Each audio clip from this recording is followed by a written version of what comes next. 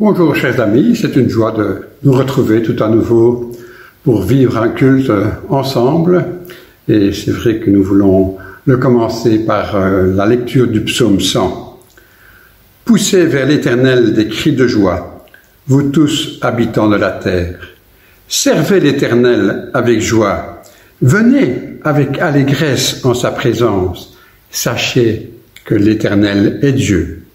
C'est lui qui nous a fait et nous lui appartenons. Nous sommes son peuple et le troupeau de son pâturage. Entrez dans ses portes avec des louanges, dans ses parvis avec des cantiques. Célébrez-le, bénissez son nom, car l'Éternel est bon. Sa bonté dure toujours et sa fidélité de génération en génération. Amen. Que Dieu bénisse sa parole. Et j'ai eu à cœur de partager avec vous ce psaume 100 et puis on aura une autre lecture d'un psaume aussi. Voilà, je me suis dit, nous sommes bombardés par les informations depuis plusieurs mois maintenant avec le confinement et voilà, c'est important. Mais je me dis, mais quel est l'objet de nos pensées? Alors voilà, il y a ce confinement qui nous tracasse, qui nous inquiète, comment on va s'en sortir, comment on va aller à l'école, qu'est-ce qui va se passer pour les vacances, le travail, hein, et voilà, on est là en train de se poser plein de questions, et c'est normal. Mais en lisant ces derniers temps les psaumes, je me suis dit, mais c'est bien de sortir un petit peu, d'arrêter de focaliser. Et c'est vrai qu'au travers des psaumes, on trouve tout. On trouve des paroles de colère, on trouve des paroles de louange, on trouve des paroles difficiles, de tristesse, de chagrin, hein, ces paroles de Jésus sur la croix, hein, qu'on trouve aussi dans les psaumes. Mon Dieu, pourquoi m'as-tu abandonné? Et puis il y a ce beau psaume 23, l'Éternel est mon berger, je ne manquerai de rien. Et on voit que, et j'apprécie cela dans les psaumes, c'est la diversité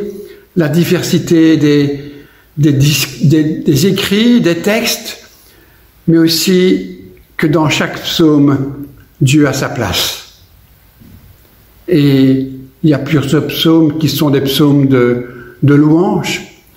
Et ce matin, on va peut-être s'arrêter plus dans cet esprit-là, se dire louer l'Éternel, hein, pousser vers l'Éternel des cris de joie, vous tous, habitants de la terre. Alors on va lire après un second psaume, le psaume 95, mais en attendant nous allons écouter ce beau chant qui nous dit « Je louerai l'Éternel », le cantique 79 dans l'unisson, hein, je loue ton nom éternel, Seigneur, je célèbre ta bonté.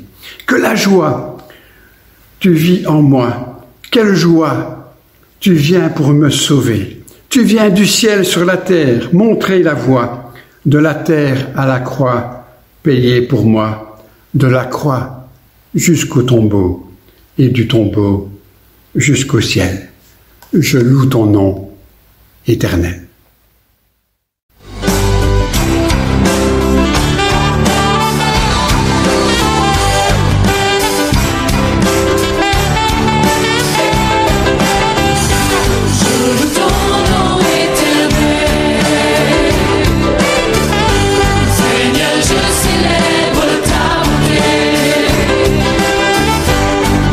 Joie, tu vis en moi.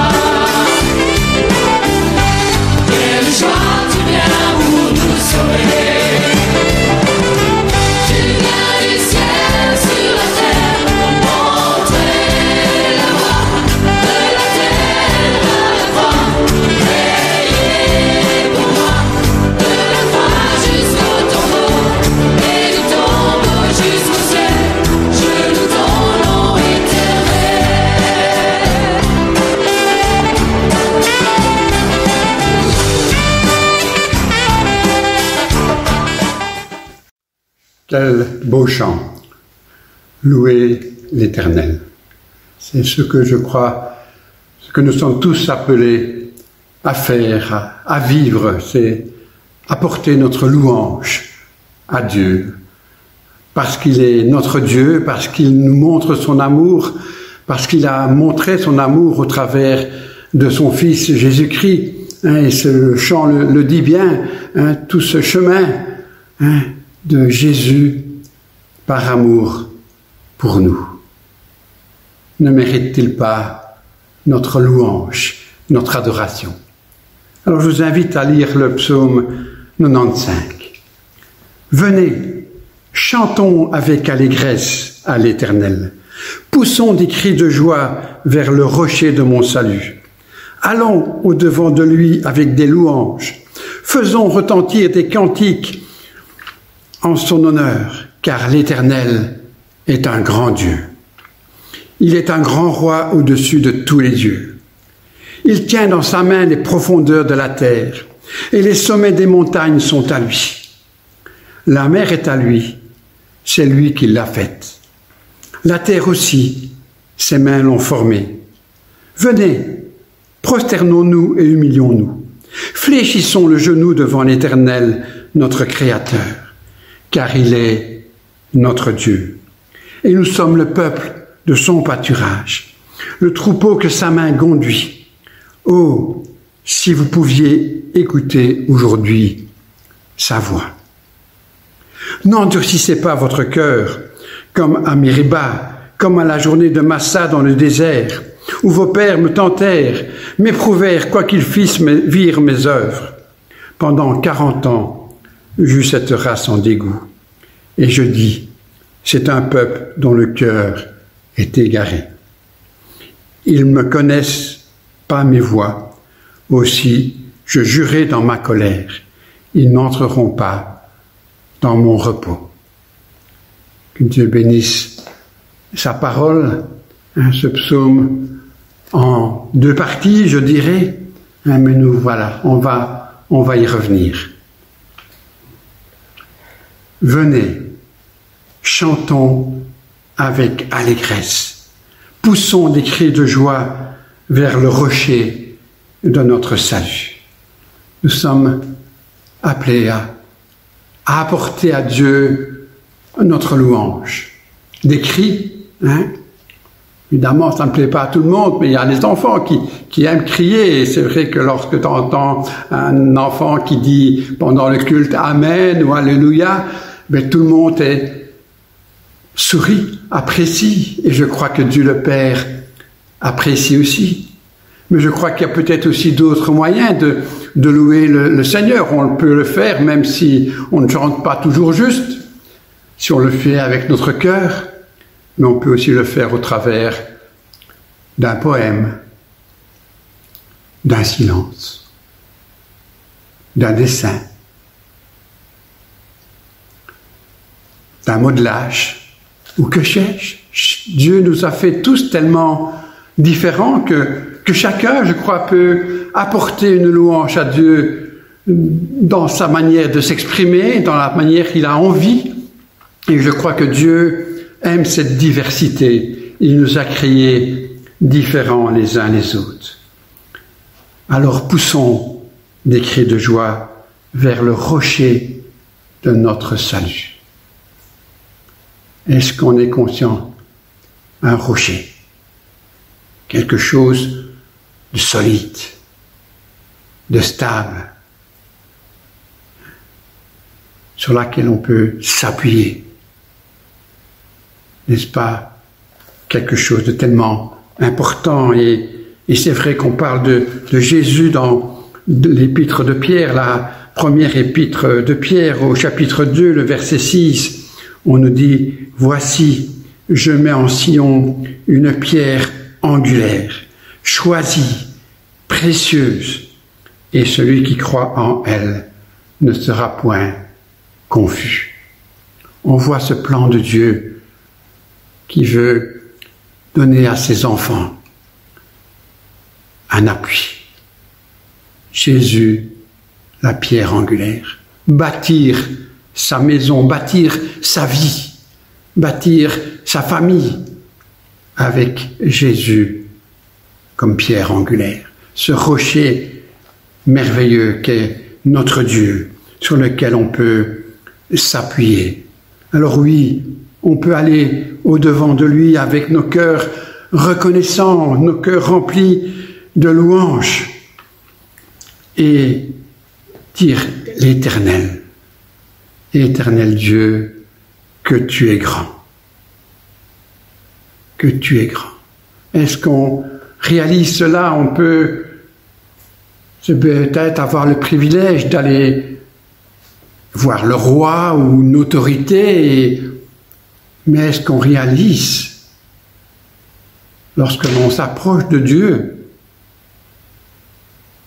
c'est le roi des rois, c'est le Seigneur des seigneurs, sur lequel on peut s'approcher, se confier.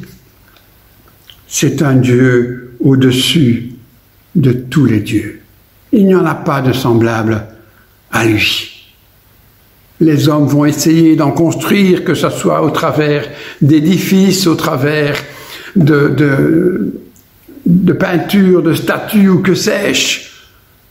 Mais tout cela n'a pas de bouche, n'a pas d'oreille, n'entend pas.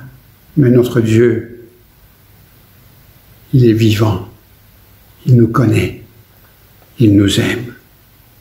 Il tient dans ses mains la profondeur de la terre et les sommets des montagnes sont à lui.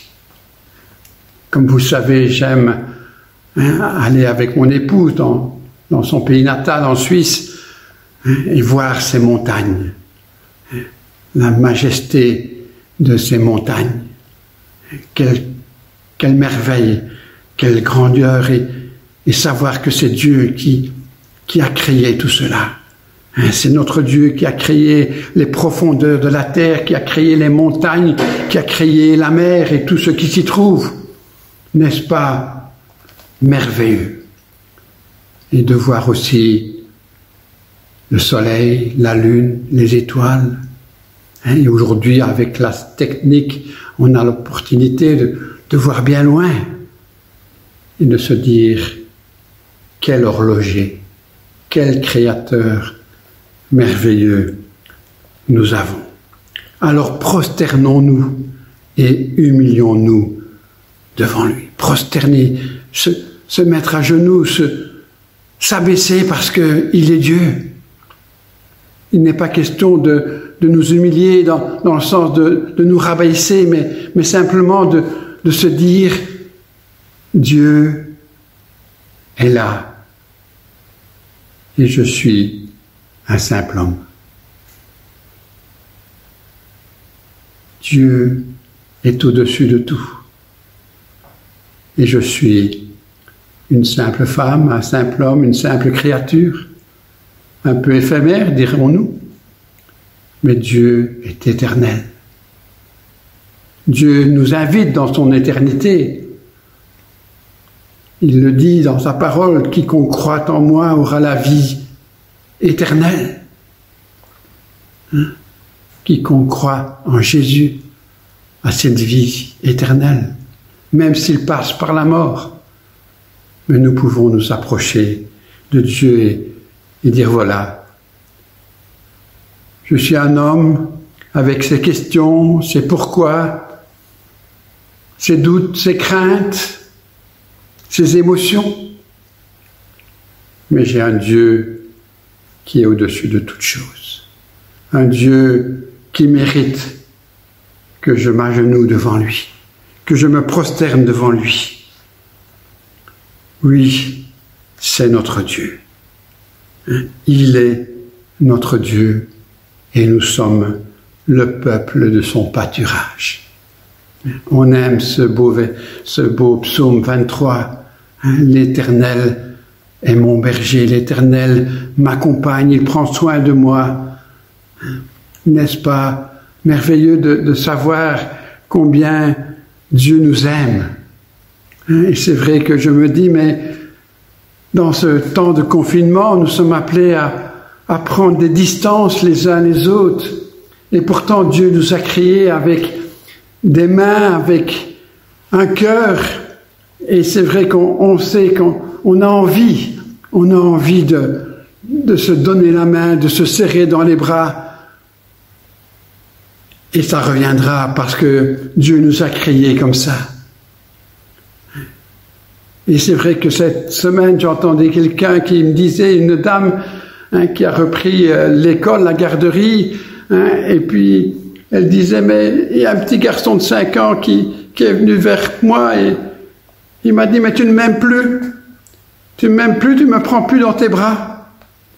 Et on sentait pour cette dame son cœur déchiré et on s'imaginait évidemment l'enfant qui ne comprenait pas, qui disait, mais tu n'aimes plus les Noirs.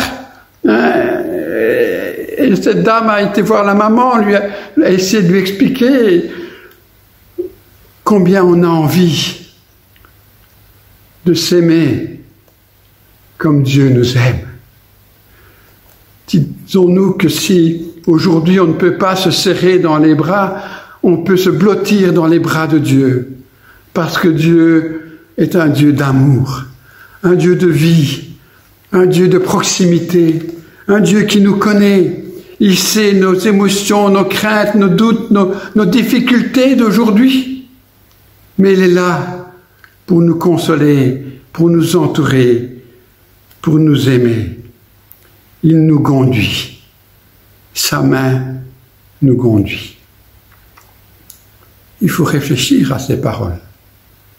Est-ce que je conçois dans notre monde d'aujourd'hui que la main de Dieu me conduit?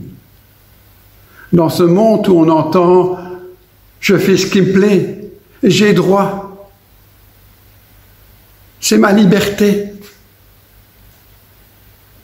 Et Dieu, comme un père, un bon berger, veut nous conduire. C'est pas parce qu'il veut nous limiter, mais c'est parce qu'il a préparé pour nous des belles choses. Et il a envie on rentre dedans, qu'on les vive. Ça ne veut pas dire que tout va être rose et violet, mais ça veut dire qu'on va rentrer dans ces plans d'amour qu'il a pour nous, pour la vie de chacun de nous, encore aujourd'hui, même si parfois on ne comprend pas et on se pose ces questions, mais pourquoi? Pourquoi? Dieu le sait. Faisons-lui confiance. Sa main nous conduit. Et puis le psalmiste nous dit, « Oh, si vous pouviez écouter aujourd'hui sa voix. » Est-ce qu'aujourd'hui, vous entendez cette voix de Dieu qui vous appelle, de Dieu qui vous dit son amour, sa proximité, sa douceur, sa bonté, sa miséricorde? Et là, le psalmiste nous met en garde. Il nous dit, n'endurcissez pas votre cœur comme à Bériba, comme la journée de Massa dans le désert. Et là, il parle, il demande au peuple juif de se souvenir de ce temps de sortie dans l'Égypte et de ce moment où ils se sont révoltés, où ils ont crié contre Dieu. Ils se sont révoltés contre Moïse et contre Dieu. Et là, dans ces moments particuliers, Dieu, il ne le connaissait plus. Il ne parvenait pas à se souvenir de tous ces miracles qu'il venait de vivre et de voir. Et Dieu les a mis de côté. Et c'est pourquoi le psalmiste nous dit, n'endurcissez pas votre cœur. Écoutez cette voix aujourd'hui, cette voix de l'amour, car Dieu est amour. Alors venez, approchez-vous de lui dans la reconnaissance, dans la joie, dans la louange.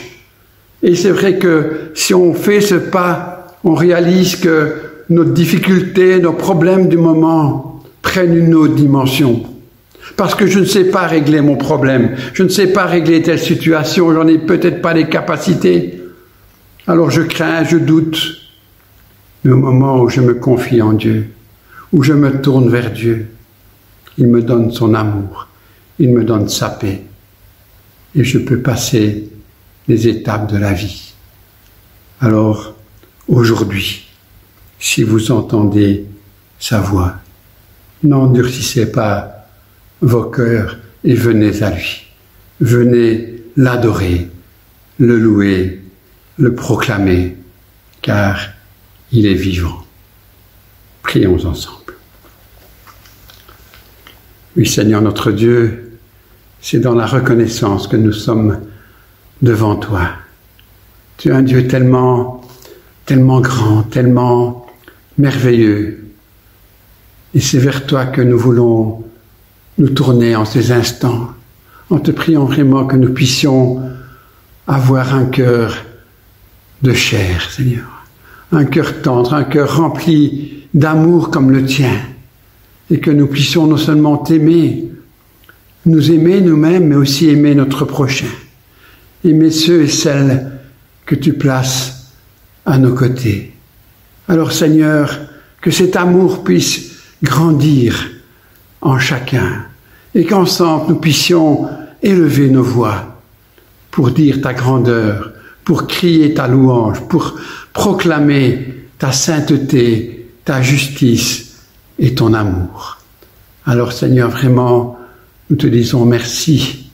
Nous te prions que ton amour nous accompagne, que ta grâce soit avec chacun de nous, que nous puissions aller dans cette journée, mais aussi dans cette semaine qui est là devant nous, dans ta présence, dans la joie, dans la paix et dans l'amour. Seigneur, à toi soit la louange, l'honneur et la gloire. Amen.